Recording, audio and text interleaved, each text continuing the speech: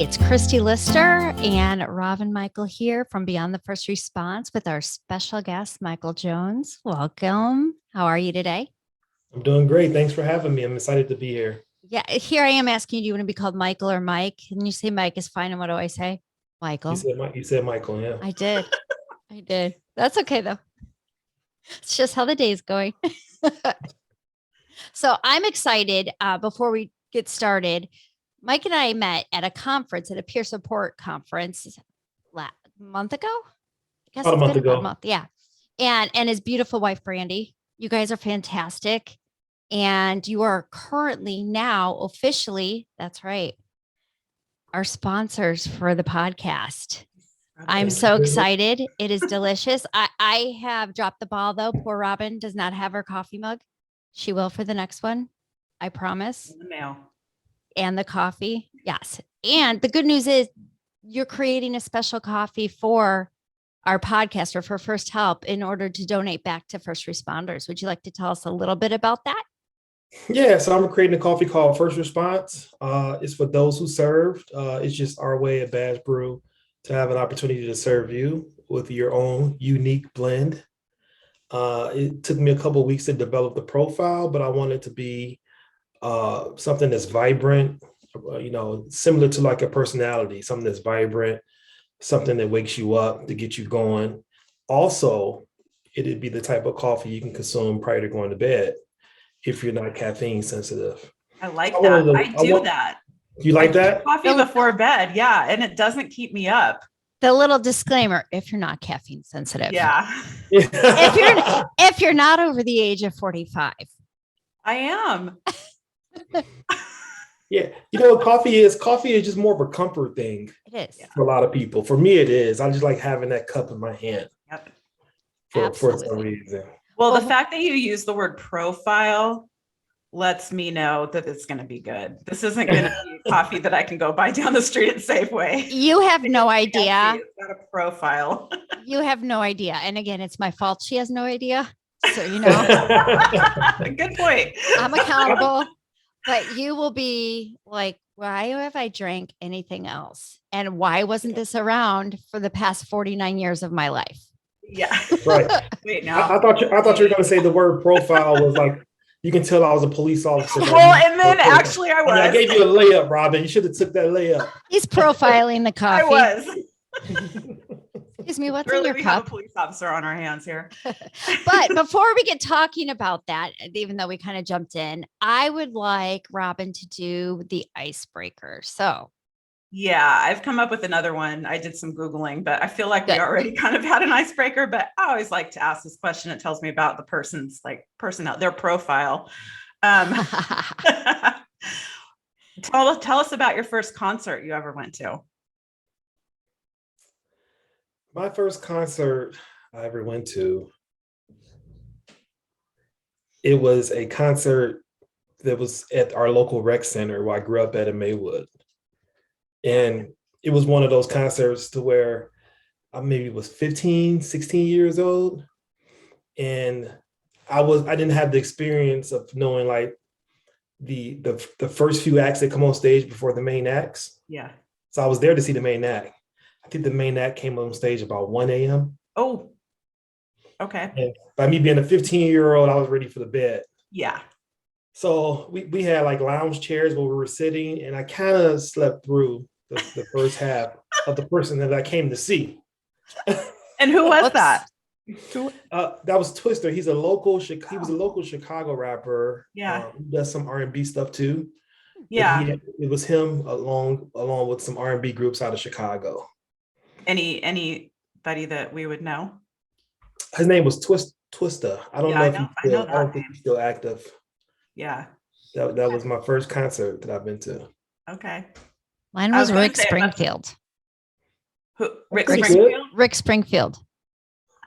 At the Springfield Convention Center. How fitting, right? Yeah. It's a little odd. Yeah. Mine was George Michael. That's a fun one. Yeah, it was a good one. I was 13. It was good. I just took my son, who's 13, to see his first concert. New Edition came to town in Oakland. That's a fun one too. Yeah, he had a good time. See, I think I had a better time though. Okay. That's so funny. I know. He's like, Mom, wow, Mom. Concert Mom came out. No. There's a camper mom that comes out when I'm at the camper. It's probably not for everybody to see, so it's allowed. They call that personality Christy, Camping Christy. So Yeah. You got an alter ego, Christy? apparently, maybe. I already have no filter to begin with, but then I really have no filter. And I don't care. No filter, no shower. No, I shower. I have a camper. Oh, okay. Although I do love camping in a tent under the stars, all of that. That's for another day, though. That's fun. But we are here to talk about Mike and what you do and what you're doing to help you with healthy coping mechanisms, finding your passion through green coffee beans. Isn't that something? It is. I never would have thought of this 20 years ago. Right? What was your passion to start with coffee or desire? So a little bit before coffee, I've always had a refined, I wouldn't say refined, I hate using that word. I've always had a palate for like good food, different food, not your traditional steakhouse, but like good, unique flavor profiles in food. Became an adult, I've always had a palate for wine, good wine, and then coffee. So I've always had a palate for like I guess you can say like rich tasting foods with some natural flavors without the additives. I think that is refined. I think you have the ability to kind of parse out specific flavors that a lot of people don't, maybe. I agree, Robyn, but refined, you think that's the right word for it, or is it just unique? Yeah. I don't know what that word is. I think refined, they usually say that, but yeah, all I know is that I don't have it because I'll go eat at McDonald's any day of the week. There's a time and place, Robyn, for everything. For McDonald's, for bad coffee too. Right. Even for gas station coffee. Exactly. I like gas station coffee when the moment is right. McDonald's coffee. Come on. Well, you probably remember White Hens around here, right? Mike, did you ever have White Hen coffee when it was open? That was my first introduction to coffee. Isn't that fantastic? It was. 22-year-old young adult. 20. Working the midnight shift. Going there to stay awake, and I remember I couldn't swallow that coffee. Oh, and well, it was good for me. Then it was too strong. Is that what the problem was? There was no taste. Oh, okay. It was just a coffee taste, right? Yeah. That's like you making chicken at home, and your chicken tastes just like chicken. Yeah. Without the marinades, without the flavor, your chicken just tastes like chicken. You get bored of that at some point. Yeah. I have to say, though, I am really afraid because you brewed the coffee so well when we were at the expo, the conference, that I have so afraid I don't put enough scoops in. Water's not hot enough. I'm like, I cannot recreate it because it was so good. So I'm going to need you or Brandy to come over every morning and just start my coffee pot. Yeah, it's coffee sensitive. It's the same. It's similar to wine in that regard. It's all about the ratios. You have to have the right balance of water to coffee, and if you don't have that correct balance, depending on the coffee, that balance changes. And if you don't have that, it throws off the recipe. That's a really interesting segue into having balance in life, right? Because with the job that you do, and the demands physically and mentally on the job, and what it does if you don't process properly and you don't have healthy coping mechanisms, that balance is thrown off. And is that something that you can relate to, or have you related that to your coffee roasting? Yeah, it's relatable. It's a direct correlation to my daytime job and then the coffee roasting business on multiple levels, Christy. As far as the mental health for police officers, these guys don't have an outlet, and the things they like to do or enjoy doing, is consumed by their policing job. Mhm. So by the time you leave that job every day, depending on your role in the police agency, you are completely wiped out to the point where you can't enjoy your personal life, let alone enjoy a hobby on the side. Yeah. So yeah, that coping mechanism for me is coffee roasting. I know my time is occupied when I get off at night at 7 p.m. I get home at 8, I'm roasting from 8 to 10 on some nights. Then I get up in the morning and roast prior to having to be on my shift at 10. If you have a bad day at work, bad call, bad dealing with people that just it didn't go well that day, do you find that does your coffee roasting change based on your mood or the frustration of the day? Does it go the same every time, I guess is what I'm trying to say, or does the emotion or the holding things in just come out differently in the coffee bean? I think you got to handle coffee with some level of grace. And I think you have to be in a good mood or in a stable mood to have the best roast of the day, right? So I think I think that coffee, I don't want to sound too geeky, but the energy that you put off into whatever you're doing, you're gonna taste it in that cup. Yeah. So if I'm stressed and I'm roasting a stressful batch of coffee, the coffee won't taste as good. Yeah. If that makes sense. It does. So So true. if you don't mind, I think I may have cut you off. I'm interested in how you got started, how it became coffee was your thing, your coping mechanism. Well, 20 years ago, when I was 22 years old, I was working the midnight shift and I was going to that 24-hour convenience store market just to stay awake. And I was always against like the energy drinks and stuff like that. So I wanted something a little bit more natural, which was coffee. Started off getting the coffee out the machine with the powder that comes down to make your cappuccino. Yeah. It's more sugar than actual caffeine. Right. And then I turned up the coffee pot one night and the coffee was just horrible. I'm like, I can't drink this. Yeah. So then I started adding the French vanilla creamers in there and the hazelnut. You know where we all started at, and then fast forward 10 years later, when I was working in Evanston and I got a chance to taste a real cup of coffee. Coffee where it was just black, no additives. And then the coffee shop owner was saying, let's try it black. Let's take a shot. Then one day I came in, he said, we're going to treat it like a wine tasting. We're going to start with the light and we're going to take samples, working it all the way up to the dark. Now my wheels start flowing at that point because it became more of those flavor notes that I was looking for, the complexities that I was looking for. With whatever I consume, I want some complexity to it. Yeah. So I told him and my business, my partner at work, I said, when I get close to retirement, I'm going to open up a small coffee shop. And that's kind of how everything got started. Motion. So the idea was thought of about 10 years ago. Mm-hmm. Fast forward it to 3 years ago from today's date, I started doing research on the coffee shops, and a lot of the coffee shop owners I was speaking with and meeting with, they went away from the shops. They said, Mike, go away from the coffee shop. The rent is too high if you want to stay in Illinois. You're looking at $5,000 to $7,000 a month just in rent.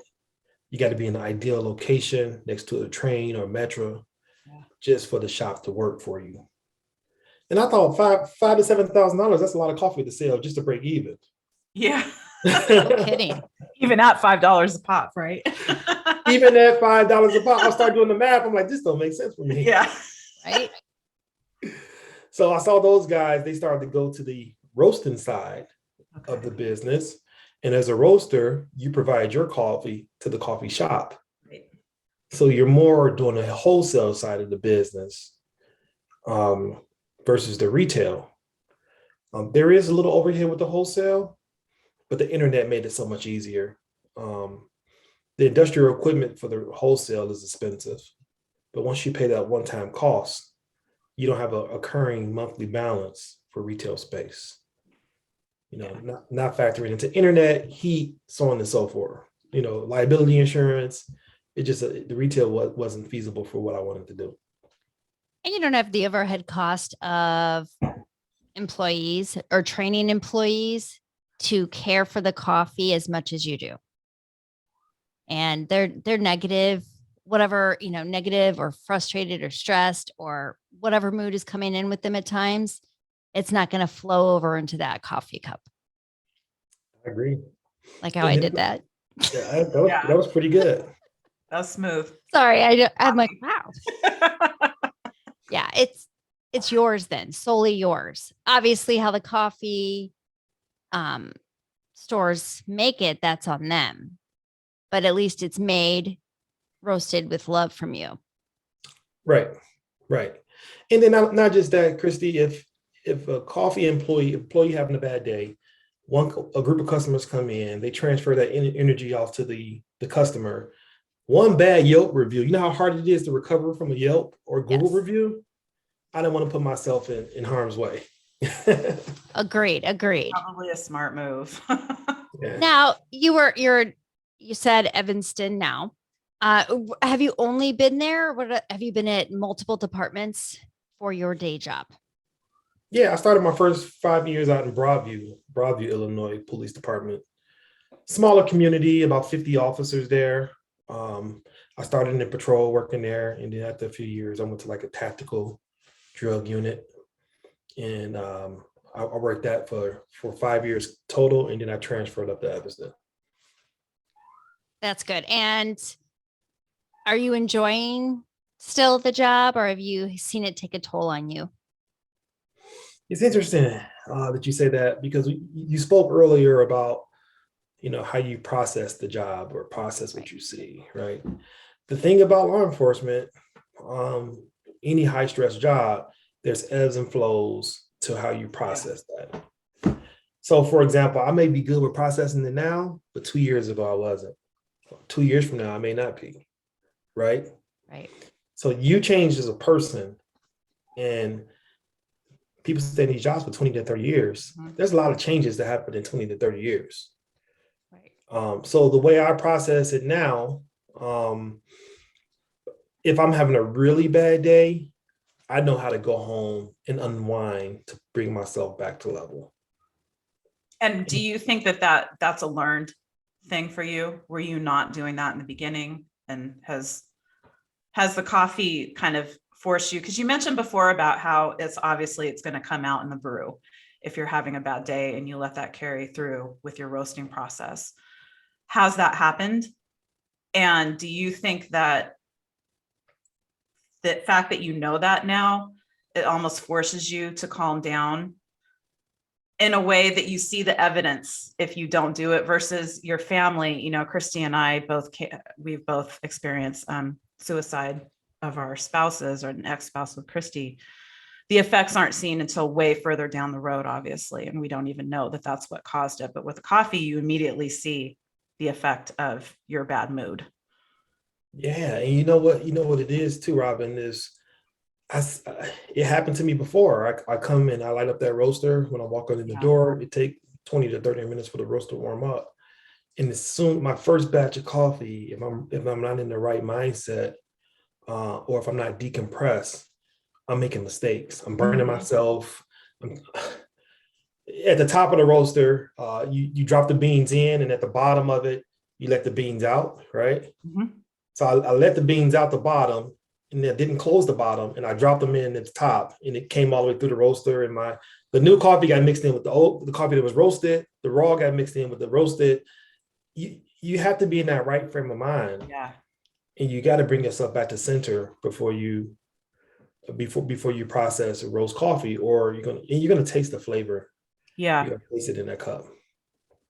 Yeah. So do you think that knowing that, like seeing that happen, the immediate response, the immediate result of that mistake, or that that you're the one causing that, forces you to take a step back and a breath and say, okay, this is me. This is my fault. I need to calm down.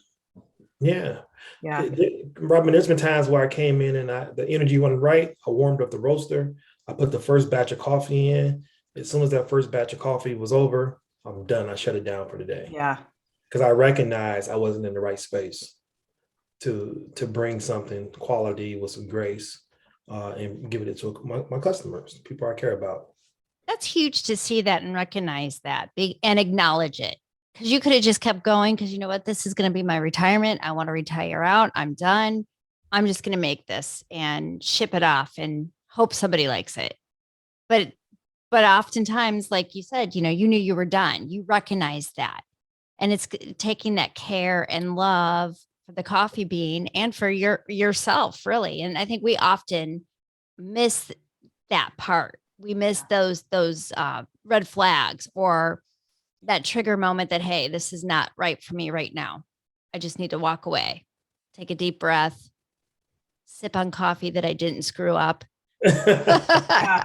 Well, and it's interesting to me. I'm just sitting here processing this whole thing. Like, a coffee bean is not going to talk back to you. It's not going to have an emotional response. It's just a tangible item that's either going to work or it's not going to work. It's either going to taste good or it's going to taste bad. It's going to fall out the bottom or it's going to stay in, you know? Whereas you come home to your family and then you've got a whole nother set of another human being who's going to have a different response based on what they're seeing out of you. And it can create this firestorm, you know? It's just an interesting dynamic, I guess, between the differences between the two. And it's almost like a good segue of coming home after someone just came off shift. Like, first, let me test myself. That's it. That's exactly what it is, Robyn. Yeah. It's a test. Yeah. I'm testing myself about, you know, how my decompressing my mood. Even if I feel good coming home, when I cut that roaster on, I can tell once I do that first batch if it's going to be a good day or not. Yeah. Now, do you see that in your family too? Because like she said, you come home, you know, everybody has their own personalities, rough day at work, rough day at school, rough day, you know, on the field, whatever you're doing in that moment. Have you seen kind of the flow of change in how they respond to it? Respond to it now that you are finding that zen in the coffee bean? Yeah, because previously sometimes I come home and my decompressing will be, I'll come in my room, close the door, cut the TV on, put my pajamas on, and just disconnect myself from the family. From the family, isolating, right? Yep. You know, you have one of them bad days, and you know what? The bad days is not. It doesn't have to be a traumatic experience that happened at work. Right. So people say, "Well, I saw this at work. Someone got killed. Someone killed themselves. Very traumatic." That's not what the bad days look like 90% of the time. Mm-hmm. The bad days look like internal stress from within the police agency. Yes. Mm-hmm. The gossip. Yep. Just the drama. And you're just tired. You're fed up. In a corporate world or a private setting, if you get fed up with the company, you go to another company. Right. Yeah. So there is an outlet there where you can, you know, they call it like the cry syndrome, right? If you cry, if you're fed up, you start crying, you move on to another job. Yeah. Police department, you're locked into that pension system where it doesn't transfer laterally or it's too difficult just to transfer out. So these guys feel like they got a prison sentence in a way. Yeah. They're trapped. Yeah. They're trapped. Mm-hmm. And then over time that builds, you're already stressed. And then you feel like you can't leave, you can't walk away because you can't afford to walk away. And some first responders have days, and this is where I'm going to, Robyn, sometimes in the fire world, they have the days where they get a couple days off. Not that they can really decompress, but they get that option that they can go make some cash somewhere else. But often the schedule of a police officer, that's not happening. That's right. And you're stuck in your car, whether you're alone or you have a partner, you're stuck there, sitting there thinking about that. And when someone sits in that negative thought or that, well, it's a negative thought. I'm stuck here. I can't ever leave. I hate this place. That's a negative thought. The longer you stew in there, you know, you get stuck and you can't get out. And teaching somebody to get out of that is difficult. But to see, so watching you and your wife there, just that the energy around you guys, you can see that processing and the coffee is a game changer for you. It's the love and the energy that pours out and the passion over showing the green coffee beans and why you use those as opposed to any other bean. And you can just kind of see, it's like, I felt like I knew, and I had no idea really about coffee beans, but I felt like I was learning everything based off of the passion that was coming out of your mouths and the energy around you. And I know everybody else there felt it as well. Yeah, I appreciate that. It's a breath of fresh air.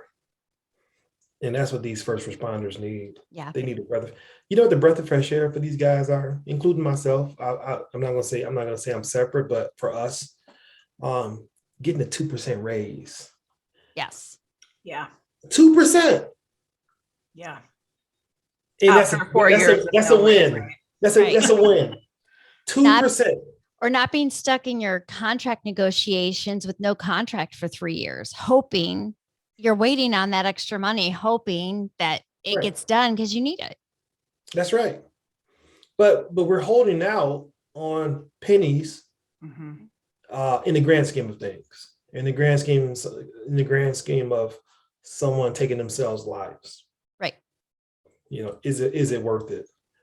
So we get strung along for a little appreciation in a lot of these police departments. Even after traumatic experience happens to our officers, and you ladies will know this personally, there's support for a little while, 2 years later, gone. Yeah. Isolate the family.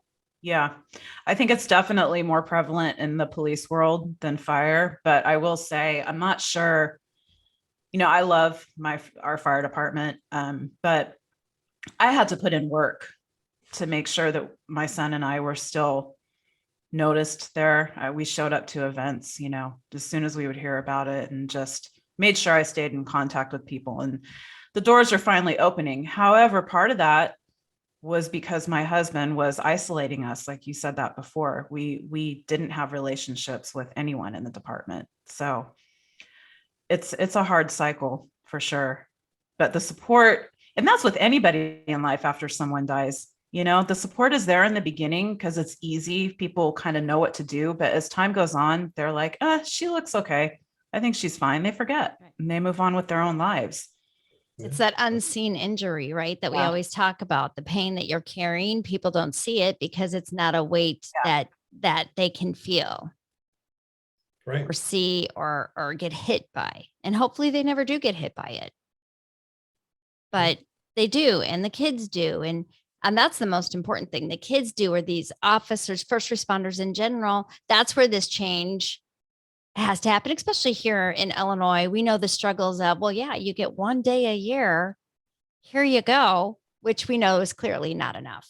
And things are changing, or Band-Aids are put on to make it appear they're changing, when in reality, it's just, here, we'll give you this if you stop asking us about it or stop looking into why there's so many, you know, people put on an admin, or people calling in sick, or whatever that looks like, right? Why we're doing that. Just don't, here's the Band-Aid. And there has to be something to change in that manner, and having conversation over the coffee.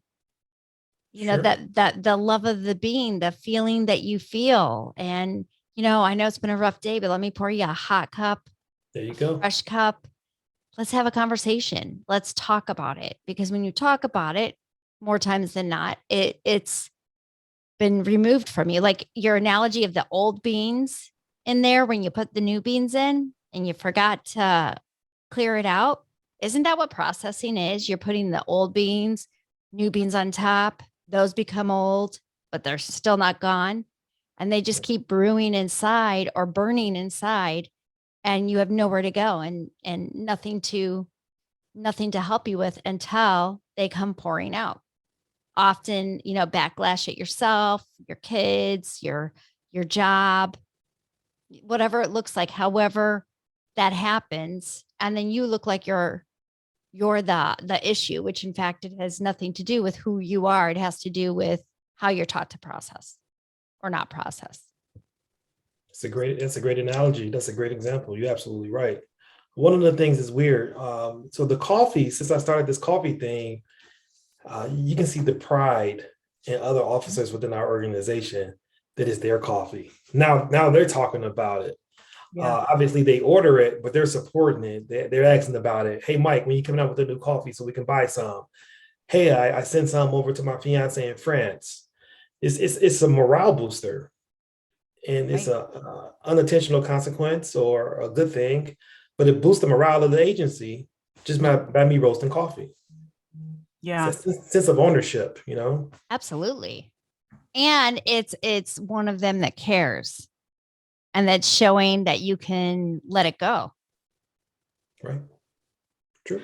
That's huge. Are you a part now? I know, Christy, you said you guys met at the peer support symposium there in Illinois. Mike, are you part of any type of peer support organization or? No, I am not. I am not. We have a peer support, a pretty robust peer support group in our police department. I Okay. think it's like 15 officers as a part of our peer support. I am not on that board. I don't work hand in hand with them. We do if they have fundraising opportunity or something like that, we'll support that. But Yeah.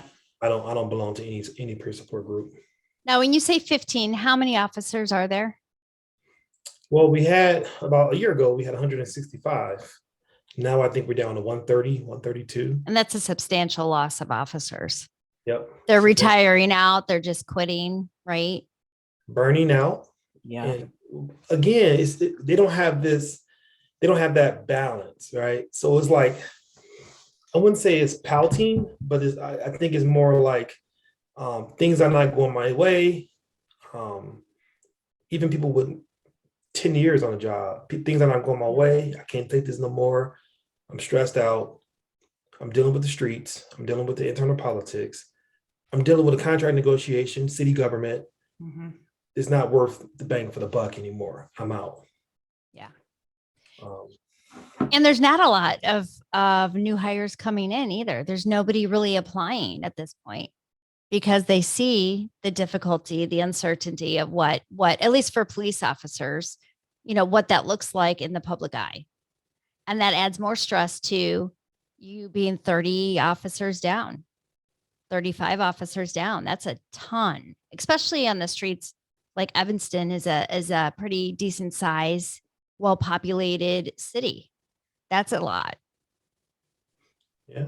And then on the back end, a lot of the officers is close to retirement, but they're thinking the pension system works. You got officers that's retired that pulls out the system. The officers that work pays into the system. So now you got 30 officers that's not paying into the system. Yeah.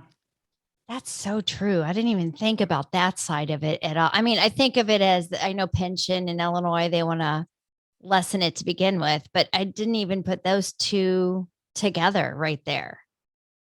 Wow. Yeah. Yeah. So for your age bracket, that's going to be, I don't know how much longer you have on the job, but that could possibly affect you when you're Yeah, which is another stress. Yeah, absolutely, Robyn. Yeah. Yeah. Yes. Social Security. It's that whole Well, police officers though, baby boomers. firemen, police officers, if you're paying into pension, you're not really getting Social Security. Oh no, I was at just all. using that as an example. It's Okay. the same thing, how they're saying for Gen Xers that we're not going to get Yeah, the benefit of Social Security most likely when we're at retirement age. that is true. Yeah. So with that, I know you've gone around to a lot of different conferences, right? That's what you and Brandy have been doing. You ended up in St. Louis the week after and ran into a couple of our people, Karen Solomon and Joe Willis. And they're like, Yeah. hey, what's that coffee that you were talking about again? They texted me. I'm like, are they there? I didn't know it. Yeah, we were the coffee sponsors for the whole conference. Oh, So wow. that's one of the largest police conferences in the country, and we was fortunate enough to be the sponsors of it. So Good. And I guess I heard you got our So What campaign shirt. Did you? we do. Oh, well, we don't even have one. I know. At least I don't. They're like, so what, Christy? We don't care. They gave us two actually. So Nice, one of good. So I don't have a So What t-shirt. I don't have a coffee mug. I don't have a coffee brew. The mug is my fault. Really That's me. feeling left out. I'm sorry. That's 100% me. That's it. I'm done. Guilt. I'm going to have to add special love in there to the cup when it comes to you. Some new coffee with the first response coffee. That's right. That's That's right. Now, you have a couple kids.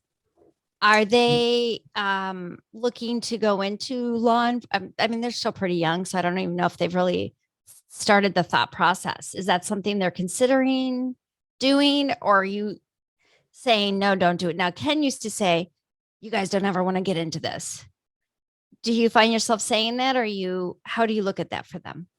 I've told all three of my kids I prefer for them not to go into law enforcement.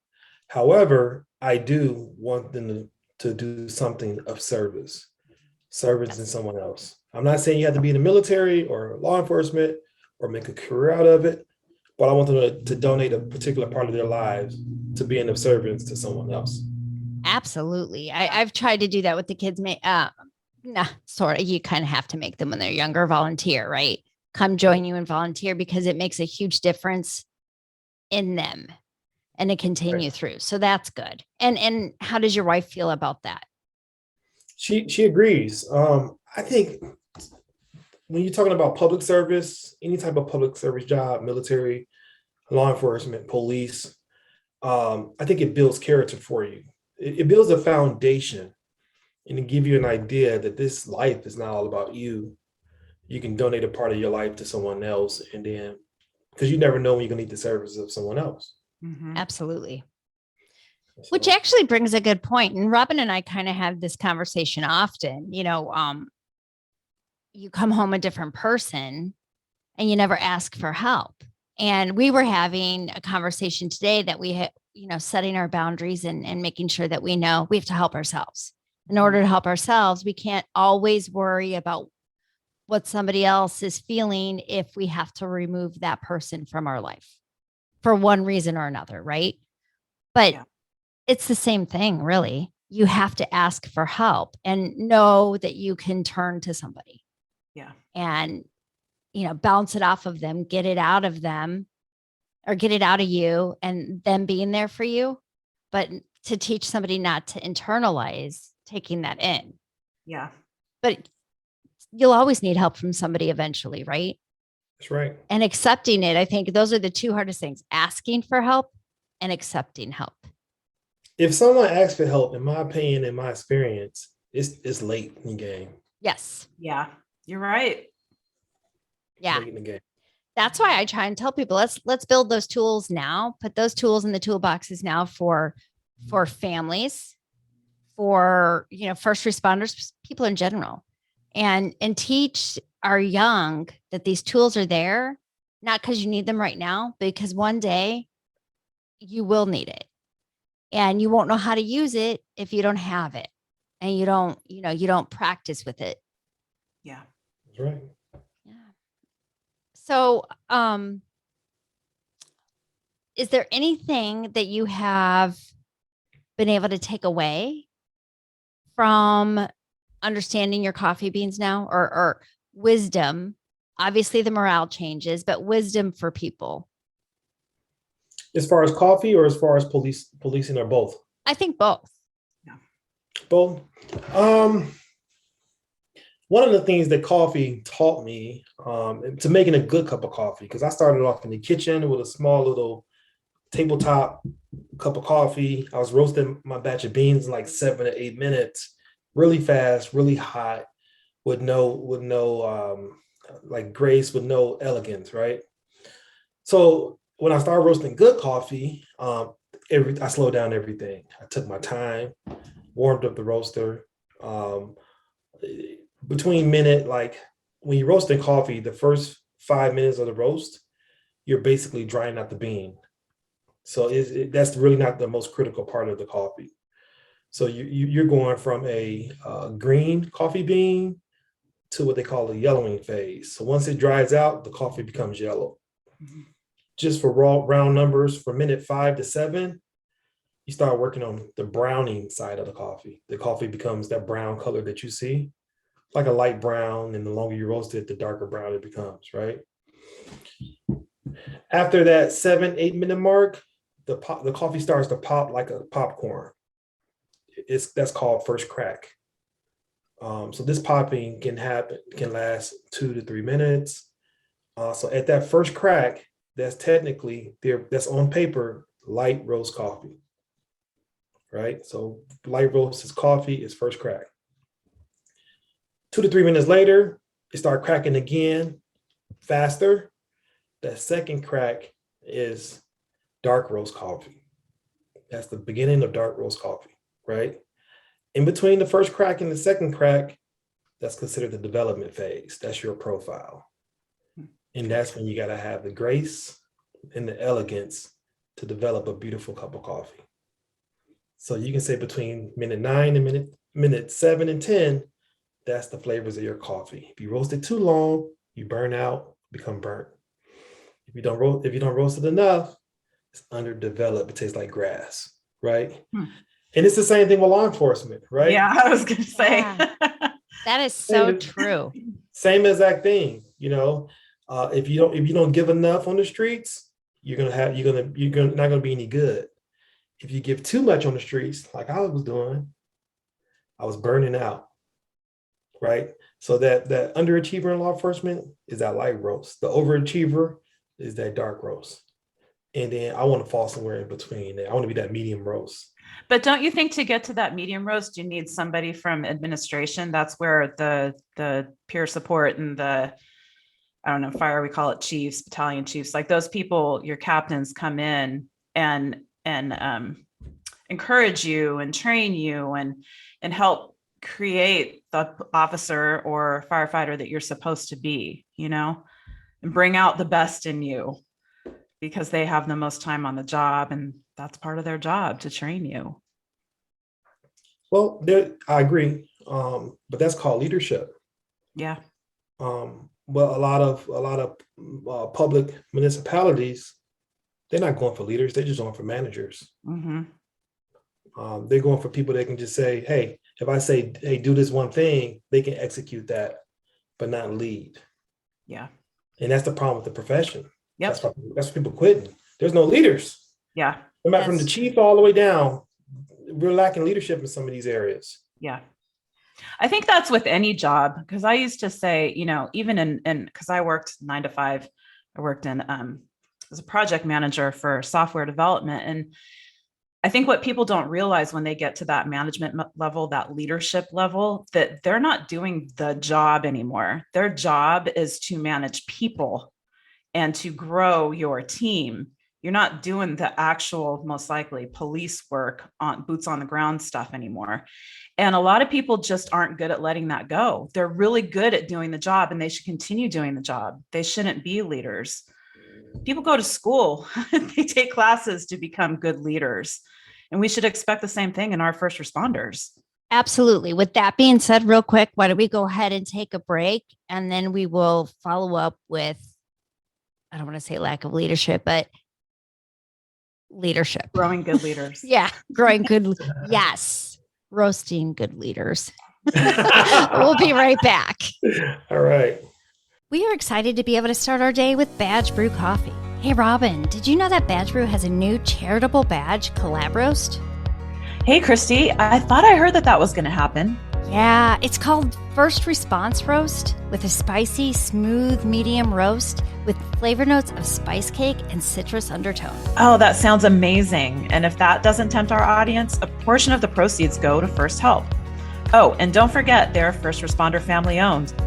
Whether you're on day shift, night shift, or the shift of raising your family, Badge Brew has your coffee ready and waiting. So let me ask you, what's your badge of honor? Find out by going to badgebrewcoffee.com and order yours.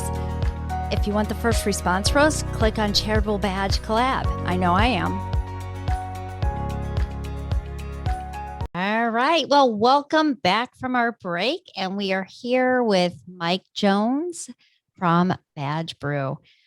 We were discussing leadership. So, Robyn, why don't you go ahead and pick up where you left off?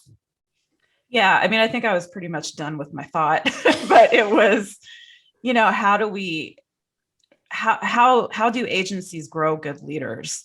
And it's not just time on the job, it's people that actually want to give back. They want to serve the department that they grew up in somehow. And they have that special thing, whatever it takes to connect with people on a different level um, than most do, I guess. I don't know. What do you think? What do you think is lacking? Do you think it's training? Do you think it's just the desire to let go of that boots on the ground work and take on really connecting with your department? I think leaders are born. Yeah. I think leaders are raised. I don't think you can take a guy or girl, and say, "Hey, I want to promote you to this position, and Yeah. I want to teach. I want to send you to class on leadership." You know why? Because the person that's teaching the class probably not a good leader themselves. Yeah. I've been in several police trainings to where a certain person from a certain department will be teaching the class, and then one of the officers will be in that class, and then on break, the officer will say, "Man, this guy is nothing like this at work. He's just selling you something." I mean, so I think it's all about communication, being able to develop people, and I think the critical part of being a leader is being able to help the people underneath you and mentor them up. Yeah. You don't see that in the in the public sector anymore. You'll see it in the private sector because they kind of force you to do that at some level. But in the public sector, it's every man for themselves. That's the culture now. And how is that in a sense? I mean, you're a team. It's family, right? Family is supposed to work together. How is that working together? That's a corrupted family. I don't want to say corrupted, that's probably not the right word because that sounds like, illegal things going on, albeit some places, yes, but it's a fractured. That's the word I should have used, fractured family. And you can't repair that without that communication, like you said. And how do you get those leaders to see that they're fracturing the unit? I think the leadership at the top is too old. Yeah. They don't like to change. No. And then when I become an old man, I'm probably gonna be the same way. Yeah, right. Right. If it's been working for you for 30 years, why would you change it if it works? It worked for you, it got you to a certain point. You believe everyone else should follow the same system. But has it worked? If it has worked, would we have so many struggles with mental health, with those fractures along the lines of patrolmen, detectives, sergeants, egos, money, the public? Would there be so much fracture if that 30 years of this has worked for us was accurate? Yeah. Because it's not working. In their mind, it worked because it got them a level of success. True. Yeah. True. And but that's the key. It's all about them. They're not looking at the department as a whole. And that's the problem. You're only as successful as the group of people that you're raising up. If your employees are not feeling it, if the morale is low, then that's not success. A title isn't success. No. A title is a piece. A title is for your resume, not for who you are, not for what you've given back in the community. Correct. So in my office, we have a group of leaders that's just on the patrol level. So we got this philosophy. Hey, we have to lead from the bottom. And that's kind of what we've been doing over the last 8 to 9 months, coming up with ideas that can make the police department better from the bottom. Because at the top, I'm not saying everyone at the top, but certain individuals at the top don't have the vision to lead, don't know how to lead, or don't want to lead. They just want their position. They want that larger pension is what they want. That's it. Yeah. And not all of them, like you said, and we do have to state that not all of them in a leadership position is that way. They are truly leaders, truly there for the reason intended with that title. But you don't hear about them. That's unfortunately. Right. They're the silent ones because they're not causing ruckus. They're leading. That's right. Now, So did you yeah, come from a first responder family? my grandfather and my mom's father was a Illinois State police officer. Hmm. I do have some former military in my family, but my dad was not. My uncles, they were not police officers. Just kind of something that I stumbled into, really. Understandable. You think I always wanted to be one.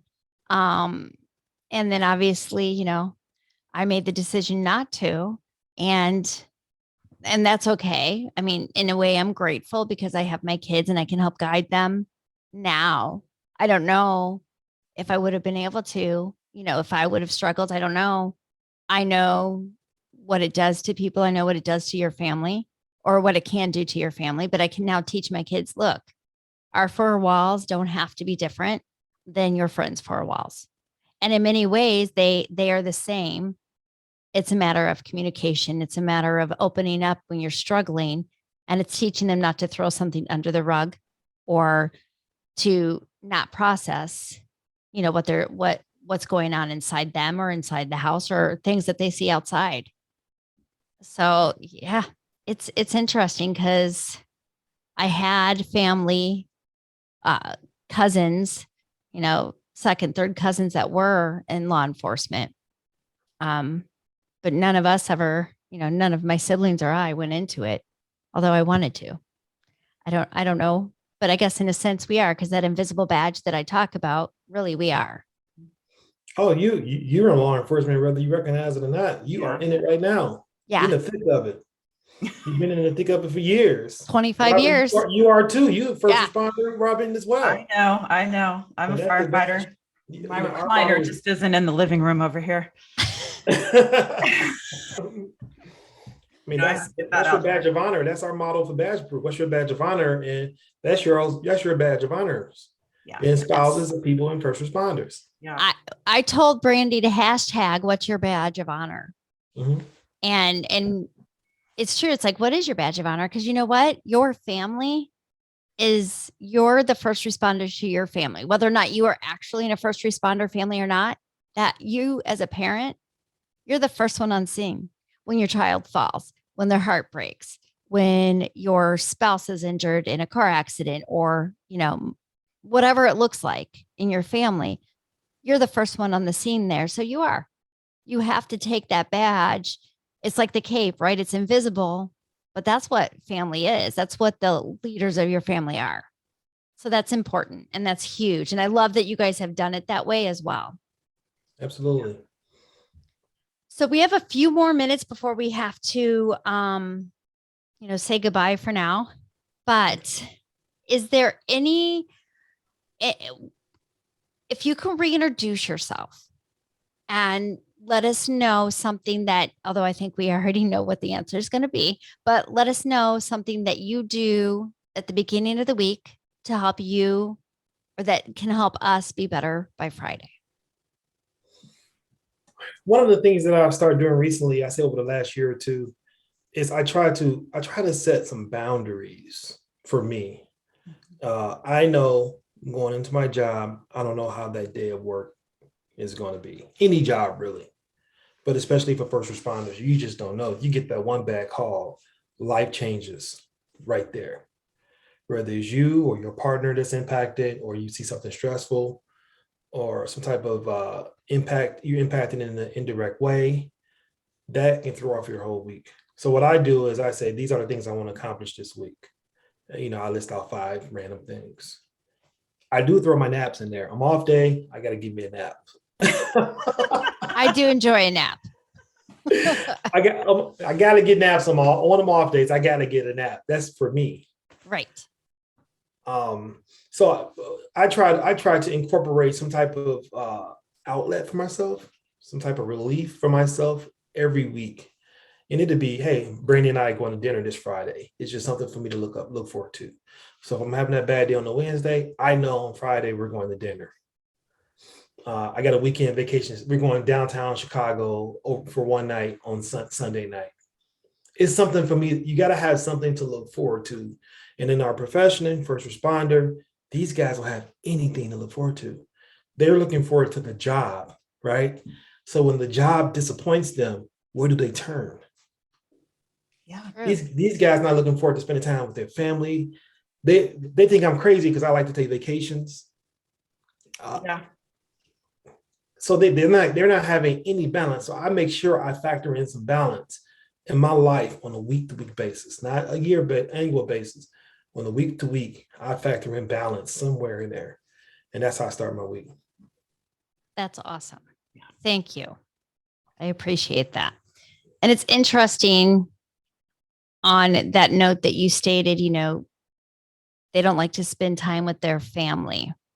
That's because they haven't processed the job properly and they don't want their families to see them struggle. Do you think that that's what that is a lot of the times? I think it's just it's what you just said, right? The job. This is deeper than a job. Oh, yeah. Yeah, This is absolutely. not just, being a first responder is not just a job. It's a way of life. Yeah. And that's not healthy, but it has to be that way. So that's why, like you said, you have to get in and set some boundaries and set some guidelines to when you get off. If I start feeling like my family isn't a place that I want to go, that should be a red flag that there's something wrong. Yeah. Somehow. Yeah. Absolutely. And so policing, firemen, any first responder, in order to be good at it, you got to be passionate about it. Mm-hmm. Yes. So how do you be passionate about something, but able to turn off that passion when you get home? It's hard. It's a hard challenge to do. It is so hard to do. You're right, because your passion is part of you. And if you have to turn it off when you're at home or out in public, why even go out? Why even go home? That's when you Correct. isolate yourself because your passion is you. But on that same note, your passion, your family understands your passion and they are there for you and they have passion for you. And you should be able to come home and still have that passion. Correct. Or a lot of officers, the policing at year 5, 3, year 3 to 5, Yeah. it becomes a disappointment. It's not what they thought they were going to go. Yeah. The job's not what they thought it was going to be. Right. So that's something that they were passionate about. Now, it take years to get on the police force, fire department. Sometimes it takes years. Then you get to the 5-year mark, and you're like, this is not what I signed up for. I don't have any other passions, or I haven't invested in any other passions because I've been committed to being a first responder, right? Yes. These guys they're left hanging. Yeah. For me, I found my passion. Yeah. You're right. lucky. I found my But you passion. did the work. You did work to find the passion. I mean, that's it. None of this stuff is going to get dropped in your lap. It takes work. It takes work to get mentally healthy. It takes work to become a firefighter, a police officer. It takes work to find a hobby that you really enjoy and that brings you pleasure and disconnects you from the job that's bringing you down and that you're resentful for. Like it all takes work. Nothing is going to get dropped in your lap. Nothing is going to come. You're not going to open a door. It's not like a Hallmark movie. Like this is life. Robyn, you're so right. And one of the things I'm passionate about when it comes to this officer mental health, first response, blue help, first help, what I'm passionate about is this. These guys are retiring after 20 to 25 years, and it's an immediate decline. Yeah. Yeah. Because they haven't set themselves up for the next step. Yeah. They haven't set themselves, not even a career. They haven't even set themselves. I said, what you going to do when you retire? I'm going to fish. Well, how long are you going to fish? How long are you going to fish? Yeah. Right. Until that becomes boring and you get disappointed in that. Exactly. So and the job, you leave the job, but the job never leaves you, right? Because that's your passion. That's true. Good, bad, or indifferent. That's part of who you are. That's true. But I want to set up an environment and a platform for police and first responders if they want to learn about the coffee industry. I want to be in a position to have a facility where I can educate, help people transition into the coffee industry. Multiple levels to it. There's the logistics side. There's the farm raising side. So many levels to the coffee industry. And first responders are welcome to come join me. And I know we're a little over time in that aspect, but I do want to acknowledge that you have worked with one of the local colleges, right? You went in there, Yes. North Central College. And do you want to tell just a brief bit about that? Because I find that very intriguing that you were able to do that. Yeah, so North Central College is one of 3 coffee programs in the country. Colleges with a coffee roasting program. I think it's University of California, Davis, Texas A&M, and North Central. So I'm able to go there, interact with some of the students occasionally. On Mondays, on my off days, I go in there, I talk to the coffee roaster there. We collaborate on different things. We share information, education. They let me scale up some of my operation at the college.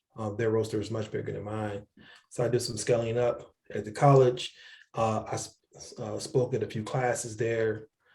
We're coming up with coffee seminars that we can do at the college to educate kids on the economic impact that coffee has on economics and global warming, the impact that global warming has on coffee as well. So just a reciprocal education type deal relationship that I have with the college, which is great. Yeah, and that's fantastic. And you vlog. You don't blog, you vlog, right? The videos that you put on your website. Yes, I vlog. You vlog. Yes. Yeah. I do. Yes. So you'll have to check out those videos and the website at badgebrewcoffee.com. That's correct. You can order coffee there. You will be able to order within the next couple weeks here the coffee that is for first responders, and some proceeds from that will be going back to First Help, which will help us help others and educate, go in and be able to educate in the departments of all first responders. So we greatly appreciate that. And Absolutely, it's our pleasure. And I'll get to see you guys a lot more because I'm going to be like, hey, I'm doing an event. You want to come? Yeah, 10% of our proceeds, at least 10% is going to go straight to your organization. Thank you. When you order on the website and put a unique promo code in, it's going to go straight to your organization. And this goes back to the families too, the families that have lost an officer and first responder to suicide. So we're just ramping up for our Camp April and family honor dinner coming up in the next few months. And, this is huge. This is what the organization is about, besides the education and the leading the way that we do. It's honoring the officers and first responders that we lost already, and the families that are left behind. So we appreciate that. Thank you. Thank you for all you do and for all Brandy does. Without you guys, without me, Robyn does not have a cup of coffee, but without you guys, I would not. And with you, I do not have a cup of coffee. Yeah, with me. Shortly, you will. I blame the brakes on my car. It threw me off. I do too. Yes. You're However, thank you. And every morning, the badge of honor that I'm wearing currently is the Academy coffee, but it will be the first responder coffee for all those first responders that serve. So thank you. Thank you very much. Thanks for having me. And if you need anything from us at Badge Brew, we're more than willing to help out and be a partner in the community. Thank you. You have a wonderful day. All right. Take care. Nice meeting you, Robyn. Thanks. Nice meeting you too. Bye-bye. Bye-bye. Bye.